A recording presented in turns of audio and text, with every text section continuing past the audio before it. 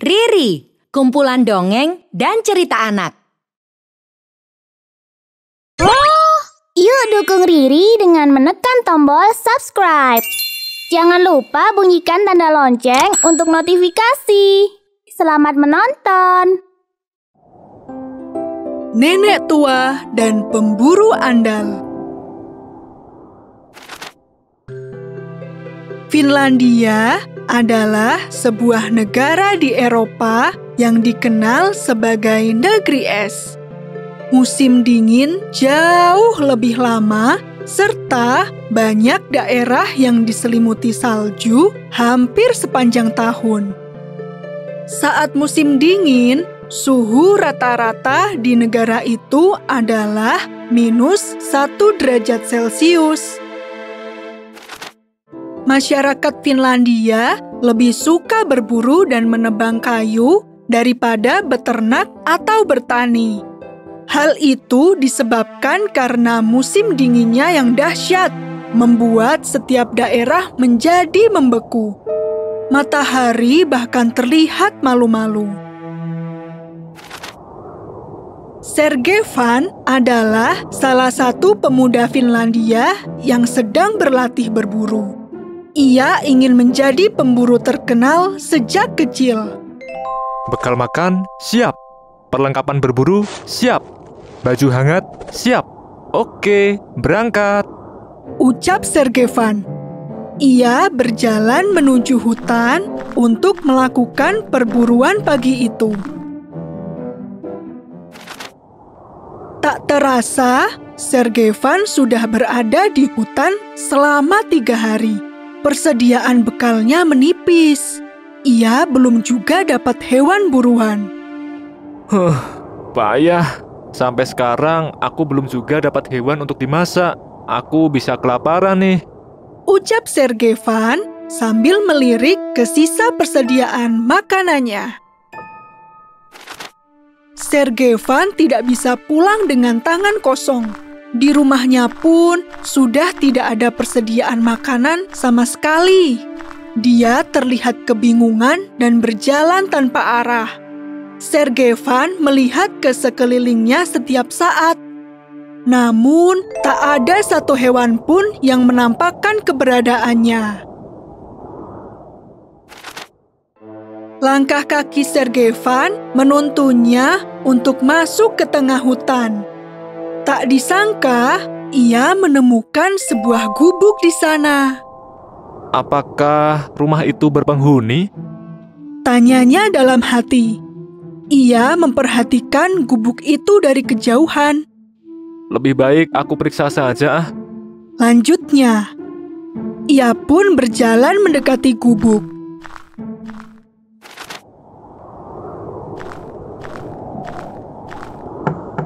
Permisi, apakah ada orang? Tanya Sergei-Van yang berdiri di depan pintu. Seorang nenek tua kemudian membuka pintu gubuk itu. Ada apa ya? Tanya sang nenek. Sergei-Van tersenyum lega mengetahui ada orang yang tinggal di sana. Bolehkah aku menginap di sini? Sejak kemarin, aku belum berhasil mendapatkan hewan buruan. Persediaan makananku pun telah habis. Katanya. Boleh, silakan masuk. Jawab nenek. Mereka kemudian duduk di depan perapian untuk menghangatkan badan. Si nenek kemudian bercerita. Dulu, aku mempunyai murid berburu. Ia menjadi lebih hebat setelah belajar dariku. Sergei-Van pun merasa tertarik ketika mendengar cerita itu. Sergei-Van mendengar cerita nenek tua itu dengan sungguh-sungguh. Sebenarnya, rahasia berburu di tengah hutan salju adalah nyanyian. Si nenek belum sempat menjelaskan secara rinci. Sergei-Van malah sudah berlari ke dalam hutan lagi.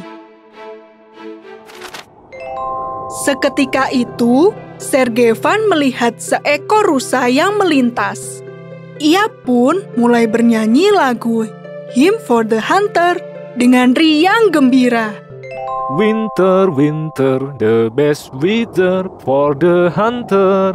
Come, come. Sergevan bernyanyi sambil membidik rusa itu. Sayangnya, ia tetap saja gagal. Sergevan kembali ke gubuk itu dengan wajah yang terlihat putus asa. Oh, aku gagal lagi. Cara yang kau berikan ternyata tidak ampuh, Nek. Keluh Sergevan. Ia pun kembali duduk di depan perapian sembari meratapi kesialannya. Nenek tua itu berkata pada Sergevan, Jika mau berhasil, kau seharusnya memilih lagu yang lembut. Dan belum lengkap penjelasan dari si nenek, Sergevan sudah lari lagi menuju ke hutan. Ia sangat tak sabar untuk menjalankan perburuan menggunakan taktik dari nenek itu. Sergevan kemudian melihat sekelompok kelinci yang sedang menggali salju untuk dijadikan rumah. Sesuai saran dari sang nenek, ia mulai bernyanyi lagu dengan sangat lembut. I see the snow, I see the deer, oh the Santa is near. Namun, cara itu gagal lagi. Sekelompok kelinci kabur entah kemana. Sergevan kembali pulang dengan wajah yang murung. Kini, ia tak percaya lagi terhadap saran yang diberikan si nenek tua. Nenek membohongiku ya? Aku sudah mencoba bernyanyi dengan sangat lembut. Tetapi sekelompok kelinci itu malah berlari dan menghilang. Tanya Sergevan. Nenek tua itu kemudian menepuk punggung Sergevan. bagaimana mau berhasil kalau kamu tidak sabar? Dulu muridku juga sepertimu, tidak mau mendengarkan penjelasan sampai selesai, kata nenek tua. Memangnya nenek belum selesai bicara? Tanya Sergevan. Ya belum, tapi kamu sudah buru-buru pergi, jawab nenek. Si nenek kemudian melanjutkan. Kau harus ingat ya, hewan pun bisa merasakan dan mencium kehadiran manusia. Jadi, sebelum pergi berburu, kamu harus mandi dan mengganti baju, supaya hewan tidak bisa mencium aroma keringat tubuhmu. Begitu ya? Sahut Sergevan. Iya, selain itu, pemburu juga harus tenang. Ketika hendak membidik hewan, kamu harus bergerak tanpa suara. Telinga hewan itu jauh lebih peka dari manusia, jelas nenek. Lalu, kenapa aku harus bernyanyi? Tanya Sergevan. Nyanyian itu hanya sebagai penyemangat. Lakukanlah sebelum berangkat berburu, jawab nenek. Sergevan kemudian mencoba untuk berburu lagi. Kali ini, dia benar-benar menjalankan satu persatu saran dari nenek tua itu. Badan Sergevan sudah bersih. Ia juga makin bersemangat. Kali ini aku tak boleh gagal. Serunya sambil berjalan mencari hewan buruan. Seekor rusa terlihat sedang berjalan di antara banyak pepohonan. Sergevan perlahan melangkah dengan sangat tenang. Ia mengarahkan senapannya ke rusa itu. Seekor rusa berhasil ia tangkap. Yuhu!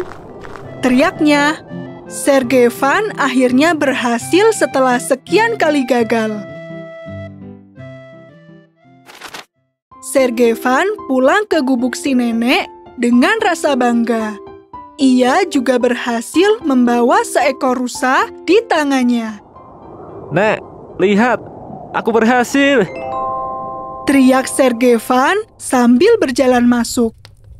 Nah, berhasil kan? Itu artinya besok kau harus menggunakan cara itu lagi. Kata nenek tersenyum. Setelah beberapa lama tinggal di gubuk, Sergevan pun berpamitan pada nenek tua itu. Nek, terima kasih banyak telah mengizinkanku tidur di sini. Aku juga berhasil mendapatkan ilmu untuk berburu. Aku berjanji untuk mampir sesekali. Kata Sergevan. Sama-sama, Nak. Nenek tunggu kehadiranmu. Jawab nenek.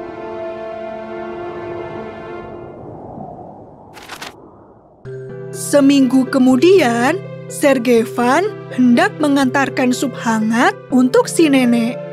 Namun, ia terkejut ketika melihat rumah nenek itu berubah menjadi gubuk reot yang hampir roboh. Gubuk itu juga terlihat lama terbengkalai, tak dihuni oleh siapapun. Loh, jadi siapa sebenarnya nenek itu? Riri punya ratusan cerita menarik buat kamu.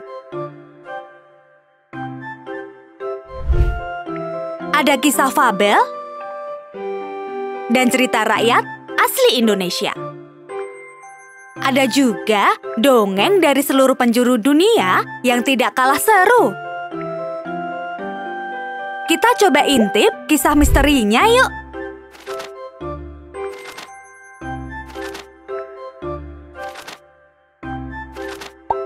Tandai di sini jika kamu suka. Dan tandai sebagai bookmark untuk halaman yang penting. Riri juga punya seri sains yang pastinya akan menambah pengetahuanmu. Menarik kan? Yuk download aplikasinya di Google Play Store atau App Store.